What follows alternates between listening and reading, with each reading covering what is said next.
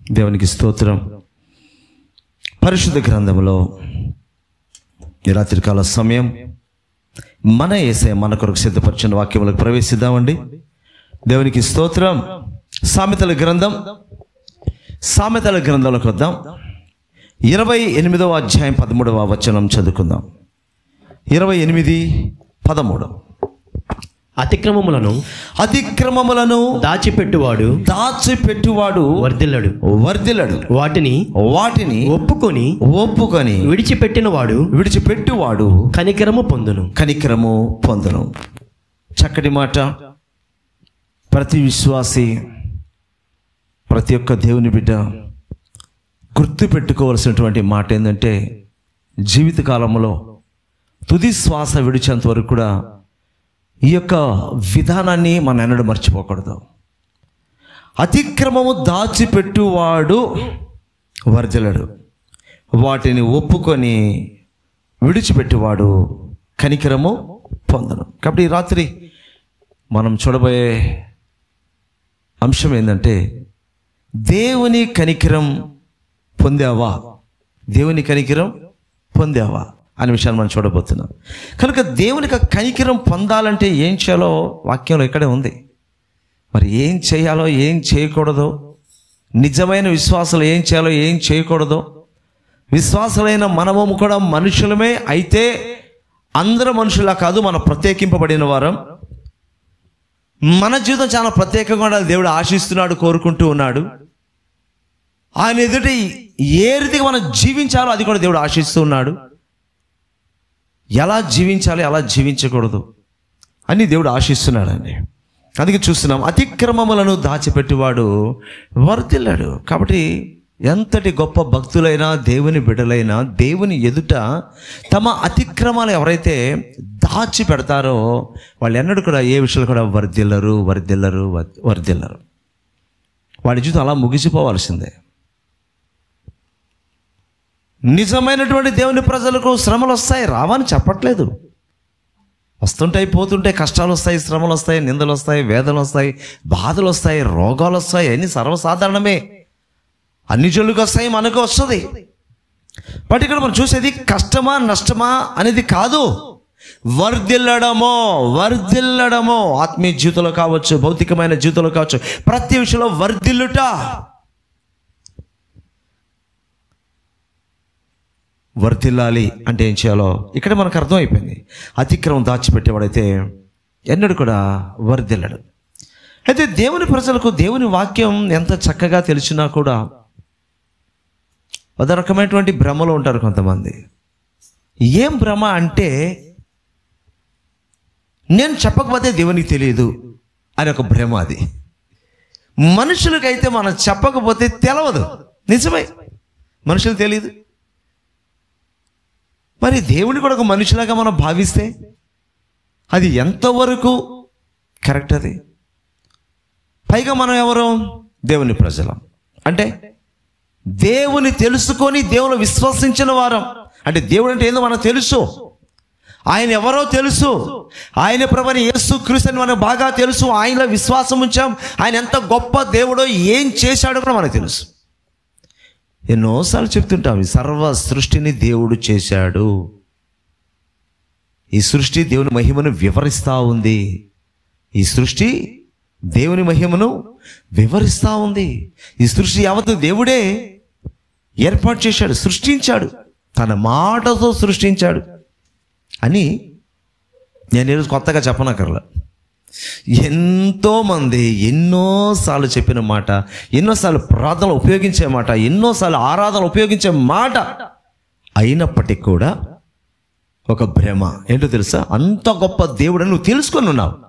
ఇక్కడ అర్థమవుతుంది, నువ్వు ప్రేయర్ చేసేటప్పుడు, ఆరాధన చేసేటప్పుడు, స్తుతించేటప్పుడు, ఇటువంటి లేక మెసేజ్ చెప్పేటప్పుడు ఇటువంటి మాటలు ఉపయోగించినప్పుడు ఏం అర్థమవుతుందో తెలుసా? నీకు దేవుని గురించి తెలుసు, దేవుని గురించి నీకు తెలుసు, తెలుసుకో ఉన్నావు, నమ్ముకొని ఉన్నావు. బట్ ఒక భ్రమలో ఉన్నావు. ఏంటో తెలుసా? నేను చెప్తేనే దేవుని తెలుస్తుంది, నేను చెప్పకపోతే ఆయనకి ఏమీ తెలవదు అన్నటువంటి ఒక భ్రమ. ఇది మనుషుల విషయంలో నిజం కావచ్చేమో కానీ దేవుని విషయంలో ఎప్పటికీ నిజం కాదు. ఇటువంటి భ్రమలో ఉన్న వాళ్ళు దేవుడు తన వాక్యం ద్వారా దర్శించిన ఆ భ్రమ నుంచి బయటికి రావాలి. సో ఎటువంటి భ్రమ అంటే, నా దేవునితో నేను ఏది కూడా దాచలేను, సమస్త ఆయన తెలుసు. అదేదో ఆయన దగ్గర ఒప్పుకుంటే, విడిచిపెట్టేస్తే నేను క్షమింపబడతాను, నా దోషాలకు లేక నా పాపములకు పాప క్షమాపణ కలుగుతుంది, నేను ఆయన కనికిరాన్ని పొందుకుంటా, ఆయన ఎదుట నేను యథార్థవంతుడిని అనిపించుకుంటా. చూడండి, చక్కటిగా భక్తుడు దావీదు భక్తుడు ఎలాగా దేవుని దగ్గర మొరపెడుతున్నాడు చూడండి. ఈ విషయంలో మరి కీర్తనలు చూద్దాం. కీర్తనలు 32వ కీర్తన 5వ వచనంలో చాలా చక్కగా భక్తుడైన దావీదు దేవునితో ఎలాగా సంభాషిస్తున్నాడో, తన కీర్తన ద్వారా ఏం తెలియపరుస్తున్నాడో చూద్దాం. నా దోషం 32:5 చదవండి. నా దోషములు కప్పుకొనక నీ ఎదుట నా పాపము ఒప్పుకొంటిని యెహోవా సన్నిధిని నా అతిక్రమములు ఒప్పుకొందును అనుకుంటుని నీవు నా పాప దోషమును పరిహరించి ఉన్నావు. నీవు నా పాప దోషమును పరిహరించి ఉన్నావు. దావీదు మనిషే, రాజు, భక్తుడు, ఇంకా చెప్పాలంటే దేవునికి హృదయానుసారుడు. మనకు తెలుసు, దేవునికి హృదయానుసారుడు, భక్తుడు, రాజు, దేవుని చేత ఆశీర్వదింపబడిన వ్యక్తి, దేవుని చేత హెచ్చింపబడిన వ్యక్తి. ఎన్ని అయినప్పటికీ అతను కూడా ఒక మనిషే, ఒక మానవుడే, దైవ జ్ఞానము కలిగిన వ్యక్తి, దేవుని హృదయానుసారుడని దేవుని చేత పిలువబడిన వ్యక్తి. అంత గొప్ప వ్యక్తి కూడా తన జీవితంలో కొన్ని పాపాలు, కొన్ని పొరపాట్లు, కొన్ని అతిక్రమాలు చోటు చేసుకున్నాయి. అయితే తనలాగా అందరూ చేయాలని ఆయన మాదిరి చూపటంలా, లేదంటే మీరు కూడా ఎలాగ చేయండి ఆయన చెప్పట్లేదు. కానీ ఇక్కడ మనం గమనించాల్సిన విషయం ఏంటంటే, దేవుని ఎదుటికి వచ్చాడు, చెప్తాడు, ఏమంటున్నాడు ఆయన? నా అతిక్రమాలు, నా దోషమును కప్పుకొనక నీ ఎదుట నా పాపము ఒప్పుకొంటిని. అయ్యా, నా దోషాన్ని ఏం కప్పుకోలేదు, నీ దగ్గర ఒప్పుకున్నాను, నా పాపాలు దాచిపెట్టలేదు, నీ దగ్గర ఒప్పుకుంటున్నాను, ఇంకా నా అతిక్రమములు ఒప్పుకుంటూ ఉన్నాను, నీవు నా పాప దోషములన్నీ కూడా పరిహరించి ఉన్నావు. కాబట్టి దావీదు ఎంత యథార్థంగా దేవుని దగ్గర ఉన్నాడు, ఎంత యథార్థంగా ఉన్నాడు. సరే, ఎవరైనా అనుకోవచ్చు, దీంట్లో పెద్ద గొప్ప ఏముందండి? గొప్ప ఏముంది? పాపాలు చేసాడు అంటున్నాడు, దోషాలు ఉన్నాయంటున్నాడు, అతిక్రమాలు ఉన్నాయంటున్నాడు. అంటే అవన్నీ చేసి ఒప్పుకుంటే గొప్పోడా? అవన్నీ చేసేసి ఒప్పుకోవడం గొప్ప విషయమా? దావీదును మెచ్చుకోవాల్సిన విషయం ఏముంది ఇక్కడ అని కొందరు అనుకుంటారు. వాళ్ళని మనం అజ్ఞానులు అనాల్సిందే, తప్పదు. అజ్ఞానులు అనాలి వాళ్ళని. అలా ఆలోచిస్తున్నారు అంటే అర్థం ఏంటంటే, దావీదు పాపం, అతిక్రమం అన్నీ చేశాడు, ఒప్పుకున్నాడు, అది పెద్ద విషయమా, ఆయనకు పెద్ద మనం మెచ్చుకోవాల్సిన విషయమా అని చెప్పే వ్యక్తి తనలోకి తాను వెళ్ళి చూసుకోవటం లేదు, తన గురించి ఆలోచన చేయటం లేదని అర్థం ఇక్కడ. ఎవరైనా అలా మాట్లాడితే, చిన్న ఎగ్జాంపుల్ చెప్తాను మీకు, వాళ్ళని మనం మెచ్చుకోవచ్చు. చెప్తాను ఒక విషయం, బైబిల్ విషయము, ఖచ్చితంగా మనం మెచ్చుకుంటాం వాళ్ళని. ఒక పాపపు స్త్రీ వ్యభిచారం చేస్తూ పట్టబడింది. మోషే ధర్మశాస్త్రం చొప్పున రాళ్లతో కొట్టి చంపాలి వ్యభిచారం చేసిన వాళ్ళని. సో అందరు రాళ్ళు తీసుకున్నారు, ఆమె తరుముకుంటూ ఆమెను గాయపరుస్తూ తరుముతూ ఉంటే పరిగెత్తి తన అతిక్రమాలను, పాపాలను క్షమించగలిగిన కనికరం గల యేసయ్య పాదాల దగ్గర వచ్చి పడిపోయింది. అయ్యా, నువ్వే నన్ను రక్షించు, నువ్వే నన్ను కాపాడు అన్నట్టుగా ఆయన పాదాల మీద పడిపోయింది ఆ పాపాత్మురాలు. అందరూ చుట్టుముట్టుకున్నారు, రాళ్ళు తీసుకున్నారు. ఒక్క క్షణంలో రాళ్ళతో కొడితే చచ్చిపోద్ది. యేసయ్య వెంటనే తడవు చేయక ఒక్క మాట అడిగాడు అక్కడ ఉన్న వాళ్ళందరినీ, మీలో పాపమంటూ చేయని వాళ్ళు ఎవరైనా ఉంటే, అది ఏ రకమైన పాపమైనా కావచ్చు, అసలు నేను పాపం నా పుట్టి బుద్ధి ఎరిగింది, అసలు ఏ రకమైన పాపం అది ఏదైనా కావచ్చు, నేను చెయ్యలేదు అనుకున్న వాడు ఎవడన్నా ఉంటే ఆమె రాళ్ళతో కొట్టండి అని. కానీ అంత క్లారిటీగా యేసయ్య ఒక్క మాటతో చెప్పాడు. కానీ వాళ్ళకి అర్థమైంది, మీలో పాపం చేయవాడు అంటే ఎవడన్నా ఉంటే వాడు కొట్టండి అన్నాడు. సో వాళ్ళందరికీ అర్థమైపోయింది పాపం అంటే ఈమె విచారం అని పాపం చేసింది. ఓకే, మరి మనం ఇంకొక రకమైన పాపం చేసి ఉండొచ్చు కదా, అంతే కదా. ఆమె వ్యభిచారం చేసిందని అదొక భయంకరమైన పాపం కాబట్టి రాళ్ళతో కొట్టి చంపాలని అనుకున్నాం. ఓకే, ఇప్పుడు నేను ఒక క్వశ్చన్ వేస్తున్నాడు, మీలో ఎవరైనా పాపము చేయకుండా ఉంటే రాళ్ళతో కొట్టండి అనగానే వాళ్ళందరూ ఇలా ఆలోచించాలి, మేమంతా వ్యభిచారం చేయలేదు, సో మేము మంచివాళ్ళం అలా అనుకోవాలా. కరెక్ట్గా అర్థమైంది వాళ్ళకి. ఏం తెలుసా, ఒక వ్యభిచారం మాత్రమే కాదు, ఎన్నో రకాల పాపాలు ఉన్నాయి, వాటిలో ఏదో ఒకటి మేము చేసి ఉంటాం. కాబట్టి మేము రాళ్లతో ఆమెను కొట్టి చంపడానికి మాకు అర్హత లేదు అని ఏం చేసేవాళ్ళు అందరూ సమాధానం చెప్పకనే చూపించారు, రాళ్ళు కింద పడేశారు. అంటే అర్థం ఏంటంటే మేమందరం కూడా పాపులమే. సో ఆమెను రాళ్లతో కొడితే మమ్మల్ని ముందు రాళ్లతో కొట్టాలి, ఆమెను కొట్టాలి అంటే ముందు మమ్మల్ని రాళ్లతో కొట్టాలి. మేము ఏంటంటే ఆమె కన్నా భయంకరమైన పాపాలు చేసి ఉండొచ్చు, ఆ వేసి కన్నా భయంకరమైన పాపాలు చేసి ఉండొచ్చు మేము. కాబట్టి ఆమెను రాళ్ళతో కొట్టే అర్హత మాకైతే లేదు అని వాళ్ళు గ్రహించారు. కాబట్టి వాళ్ళు తమ చేత పట్టుకున్న రాళ్లను కింద పడేశారు. సో ఎందుకు చెప్తే ఇప్పుడు వాళ్ళను ఖచ్చితంగా మనం మెచ్చుకోవచ్చు. ఎందుకు తెలుసా, వాళ్ళు ఒక్క మాటతో తమ్ము తాము పరీక్షించుకున్నారు. అసలు మేమేంటని వాళ్ళు పరిశీలన చేసుకొని ఆలోచన చేశారు. కాబట్టి రాళ్ళు వదిలేశారు.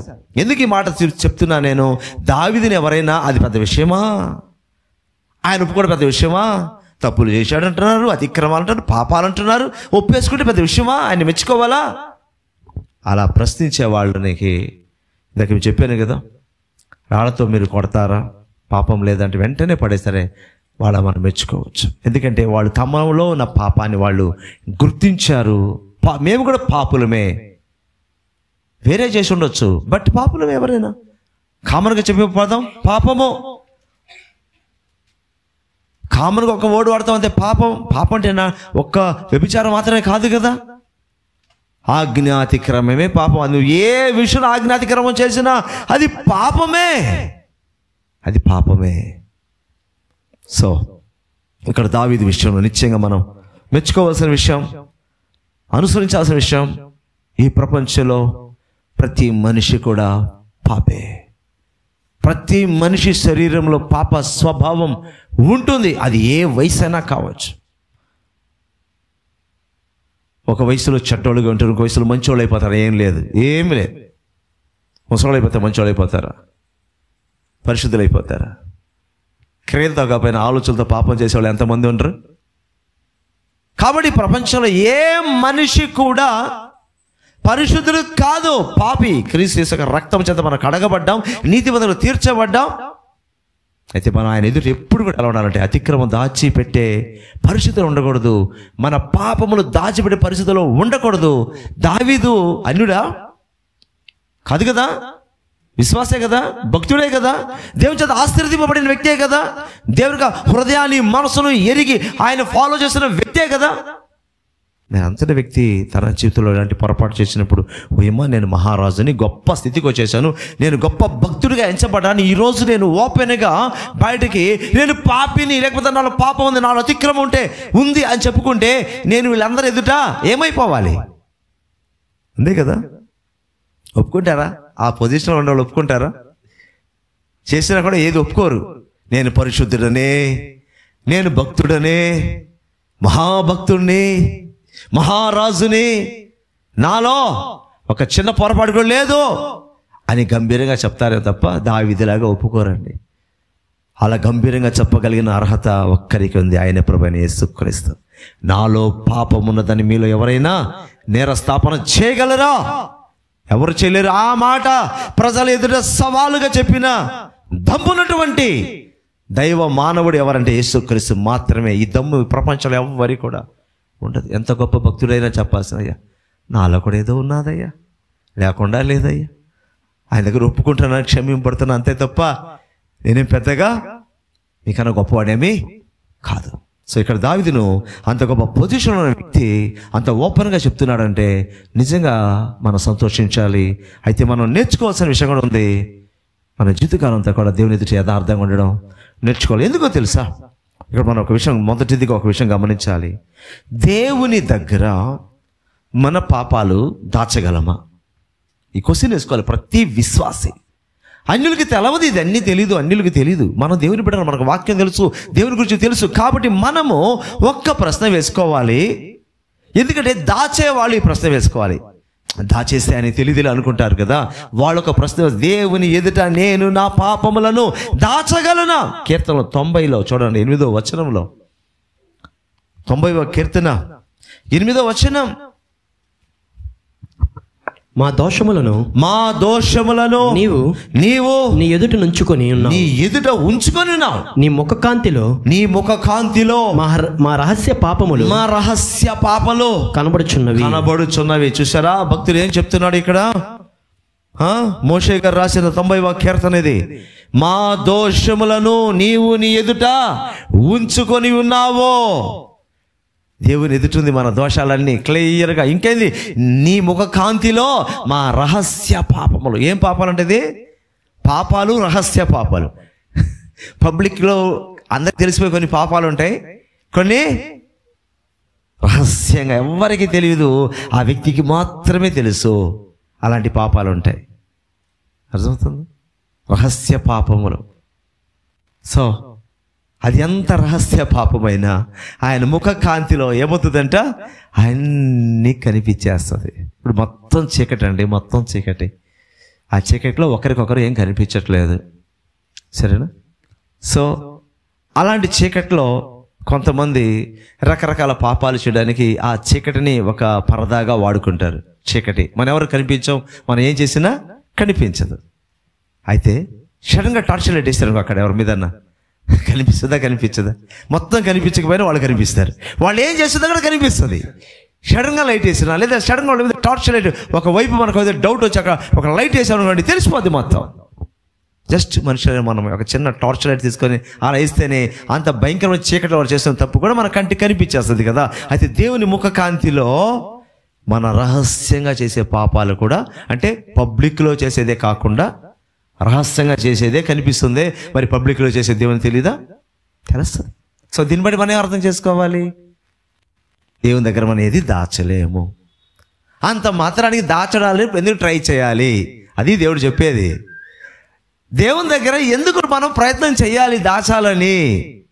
నువ్వు మనుషుల దగ్గర దాచుకో, ఓకే. నేనే మనుషుల దగ్గరికి వెళ్ళిపోయి నేను పలానా తప్పు చేశానే చెప్పాల్సిన అవసరం లేదు. కానీ దేవుని దగ్గర ఒప్పుకో, దేవుని దగ్గర ఒప్పేసుకో. మనుషుల దగ్గర చెప్పుకుంటే సామాజికంగా నీ పరువు పోవచ్చు, నీ విలువ పోవచ్చు. వాళ్ళు 10 మందికి చెప్పి నువ్వు ఎక్కడిపోయినా తలెత్తుకోనికుండా చేసే మనుషుని ప్రపంచం అంతా ఉండేది. ఇందాక చెప్పాను, ఎవరు కూడా వాళ్ళలోని పాపం వాళ్ళు చూసుకోరు. వాళ్ళే పెద్ద పరిశుద్ధులు అయిపోయినట్టు, ఎదుటివారే పాపం చేస్తున్నట్టు ఆలోచించేవారు ఎక్కువ జరిగి. సో ఇలాగ మనం ఆలోచిస్తే మనుషుల దగ్గర చెప్పుకోవాల్సిన అవసరం ఏమీ లేదు. బైబిల్లో ఒక చోట ఒక మాట ఉంది, మీ పాపములు ఒకరితో ఒకరు ఒప్పుకోండి అని ఉంది. ఒకరితో ఒకరు ఒప్పుకోవాలి అంటే అదే ఎవరో తెలుసా? ఒకరితో ఒకరు. అక్కడ బాగా గమనించాల. ఏంది? ఒకరితో ఒకరు. నీకు ఒక సన్నిహితంగా ఒక వ్యక్తి, ఒక ఫ్రెండ్ ఉన్నారు, లేదా నీకు నమ్మకం, నీ మీద అతనికి నమ్మకం, అతని మీద నీకు నమ్మకం. అది స్త్రీలు కావచ్చు, పురుషులు కావచ్చు. లేదా వాళ్ళు ఆత్మీయంగా ఎదిగారు, నువ్వు ఆత్మీయంగా ఎదిగారు. అప్పుడు నేను ఈరోజు పలానా పొరపాటు చేశాను చెప్పుకొని నా గురించి ప్రార్థించు. నేను ప్రార్థించా, ఒక పాపం చేసేసాను, ఒక పొరపాటు చేసేసాను, ఒక మాట్లాడేసాను, చూడకూడదు నేను చూసేసాను అని ఒకరితో ఒకరు. అంతేగాని మైక్ తీసుకొని పబ్లిక్లో చెప్పమని కాదు. ఇది ఎంత అవమానకరం తెలుసా? ఎంత అవమానకరం తెలుసా? ఒక సంఘం ఉందంట, ఆ సంఘములో ఒకరితో ఒకరు చెప్పుకో విషయాలు ఏంటంటే, సంఘం ఎదుటనే పాపాలు ఒప్పుకోవాలన్నట్టుగా మైక్ ఇచ్చేస్తారంట. ఒక్కొక్కరు నిలబడి సాక్ష్యం చెప్పినట్టుగా వాళ్ళు చేసిన పొరపాటు, స్త్రీలు కావచ్చు, పురుషులు కావచ్చు, మైక్ తీసుకొని చెబుతుంటే రోడ్లో వెళ్ళేవాడు కూడా వినిపిస్తుంది. ఆ చుట్టుపక్కల ఉన్న వాళ్ళందరూ ఎదురు చూస్తుంటారంట. ఎదురు చూస్తారు తెలుసా? ప్రతి ఆదివారం క్రమంగా ఇదే కదా జరిగేది. ఈరోజు ఎవరు ఏం తప్పు చెప్తారు అనేసి బయట కాసుకోంటారంట ఆ టైం కోసం. చుట్టూన్న షాప్ వాళ్ళు కావచ్చు, వాళ్ళు వింటూ ఉంటారు. చూసా ఆమె అంత చక్కగా వెళ్ళిందే లోపలికి, చూడు మైకిల్ ఏం చెప్తుందో, ఆయన చూడు చక్కగా భక్తుడు కదా ఆయన చూడు ఏం చెప్తున్నాడు చూడు అని బయట హేళన చేసుకుంటున్నారంట, దేవుని అవమానపరుస్తున్నారంట. అలాగని వాళ్ళేం పరిశుద్ధులు కాదు, అలా మాట్లాడుకునే వాళ్ళు పరిశుద్ధులా? కానీ అది ఆలోచిస్తారా? వాళ్ళు ఆలోచించరు. మనల్ని అంటారు. ఎందుకంటే వాళ్ళు అంటారు, అవునండి మేము తప్పు చేసాం, ఎందుకంటే మేము లోకంలో ఉన్నాం. నువ్వు దేవుని బిడ్డవు కదా, నువ్వు పరిశుద్ధుడు కదా, మరి నువ్వే చెప్పేస్తావు మైక్లో. సో ఇలాంటి పొరపాట్లు ఏ రోజు మానుకుంటారో మనకు తెలియదు. నేను అజ్ఞానంతో కూడినది. దేవుని దగ్గర ఒప్పుకో, దార్థంగా ఒప్పుకో. అంతేగాని మైక్ తీసుకొని అదేంత పెద్ద ఘన విజయం లాగా చెప్పుకోవాల్సిన అవసరం లేదు. దానివల్ల దేవునికి అవమానం కలుగుతుంది. ఇప్పుడు నిన్ను క్షమించే దేవుడు నీకు తెలుసు, యేసయ్య పరిశుద్ధుడని మనకు తెలుసు, మనల్ని క్షమించే దేవుడు ఆయనని మనకు తెలుసు. వాళ్ళకి అన్యులకు తెలుసా? తెలియదు. సో నీకు యేసయ్యకు ఉండాలి, నువ్వు ఆయన దగ్గర ఒప్పుకో, క్షమాపణ పొందు. అంతేగాని ప్రజలందరికీ దండోరా వేసినట్టుగా నువ్వు చేసిన ప్రతి పాపాన్ని చెప్పాల్సిన అవసరం లేదు. అలా చెప్పి ప్రభును అవమానపరచకూడదు. మనం ఆయన కనికరం గల దేవుడని తెలుసు, కృపగల దేవుడని తెలుసు, క్షమించే దేవుడని తెలుసు. ఆయన చేత క్షమింపబడదాం, బలపరచబడదాం, అది మంచిది. అలాగే నీకు బాగా నమ్మకుంటే ఒక్కరితో చెప్పుకొని నీ గురించి ప్రార్థన చేసేవాళ్ళతో పలా చేశాను, నేను ప్రేయర్ చేశాను, మీరు ప్రార్థన చేయ నా గురించి అని చెప్పుకోవచ్చు. ఒకరితో ఒకరు చెప్పుకోవచ్చు, కానీ మైక్ తీసుకొని చెప్పకూడదు. కొంతమంది ఒకరితో ఒకరు చెప్పే విషయం పక్కన పెట్టేసి అసలు దేవుని దగ్గరే మరుగు చేసేవాళ్ళు. దేవుని దగ్గర ఏది కూడా మనం మరుగు చేయలేము. ఇందాక ఆ వాక్యాన్ని అయితే చేయాల్సింది ఏంటంటే ఈ విషయాన్ని ఎప్పుడు గుర్తుపెట్టుకొని, నా రహస్యంగా చేసింది కూడా నా దేవునికి తెలుసు అన్న వాస్తవాన్ని ఎప్పుడు హృదయంలో స్థిరపరచుకొని మనం ఏం చేయాలంటే పాపాలు దేవుని దగ్గర, అతిక్రమాలు, దోషాలు ఒప్పుకోవాలి. 1 యోహాను 1:9 1 యోహాను 1:9 మన పాపములను మనము ఒప్పుకొనిన ఎడల ఆయన నమ్మదగిన వాడును నీతిమంతుడును గనుక ఆయన మన పాపములను క్షమించి సమస్త దుర్నీతి నుంచి మనలను పవిత్రులుగా చేయను. చూసారా? మనం చేయాల్సింది ఒకటే, మన పాపాలు మనం ఒప్పుకుంటే ఆయన నమ్మదగిన వాడు, నీతిమంతుడు కాబట్టి మన సమస్త దోషం బట్టి ఆయన మనల్ని క్షమిస్తాడు, మన పాపములు బట్టి ఆయన మనల్ని క్షమిస్తాడు, మన దోషాలు బట్టి మనల్ని క్షమిస్తాడు.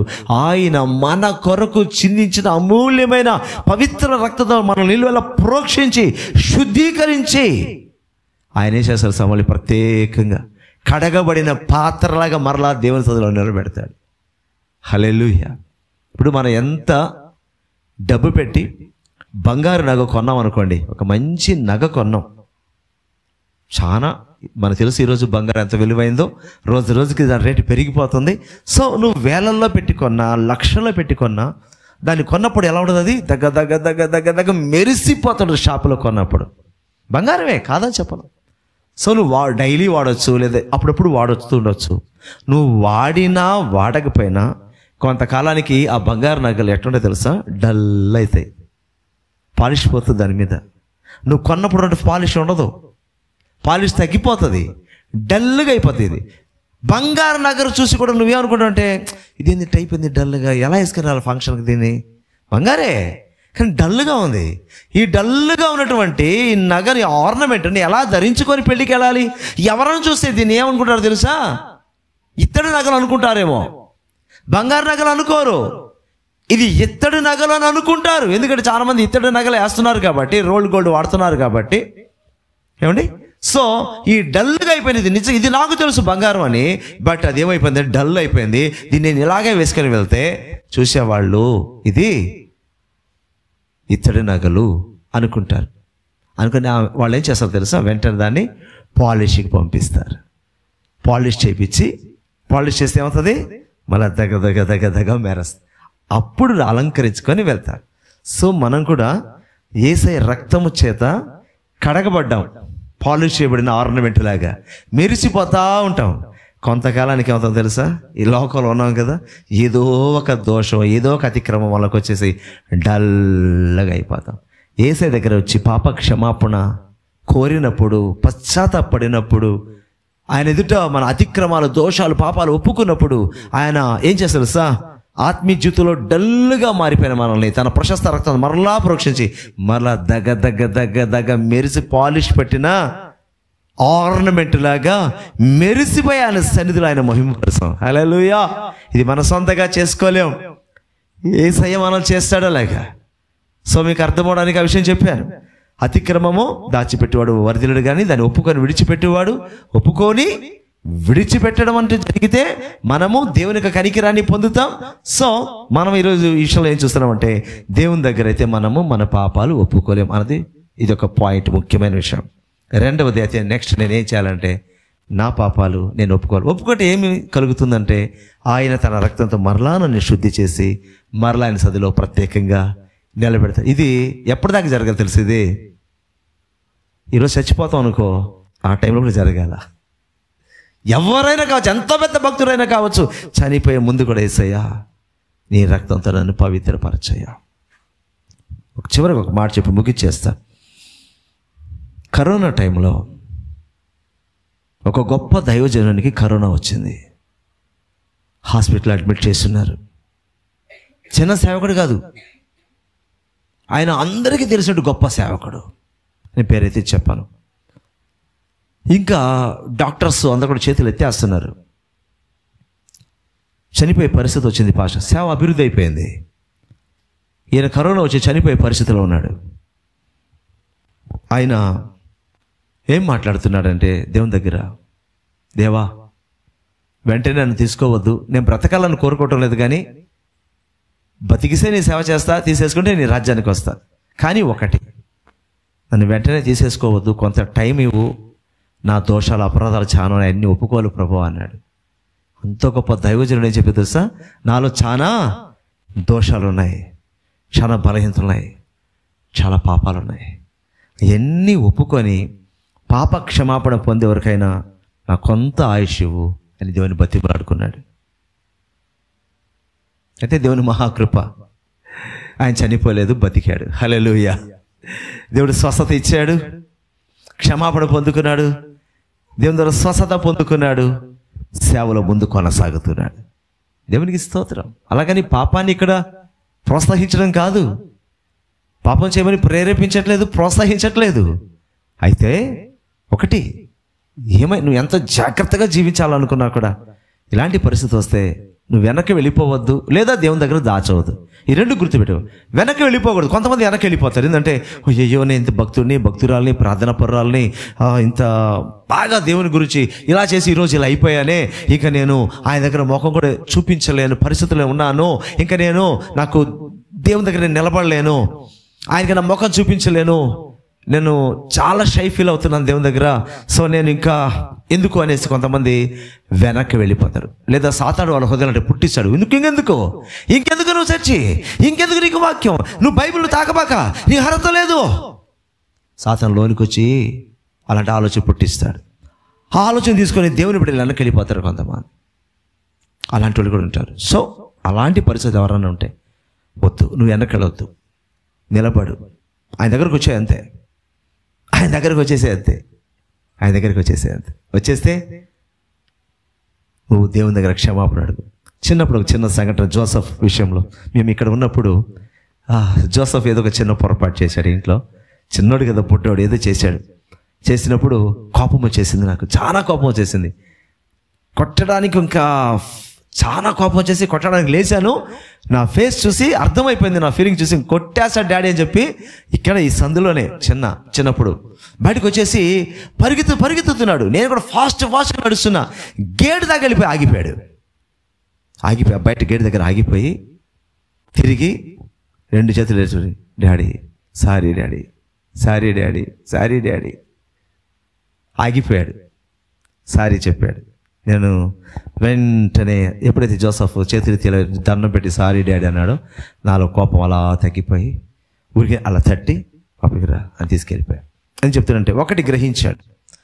ఏం గ్రహించాడు తెలుసా? నేను ఎంత పరిగెత్తినా నేనెంత పరిగెత్తినా మా డాడీ నన్ను పట్టుకుంటాడు, భయంకరంగా పీకతాడు.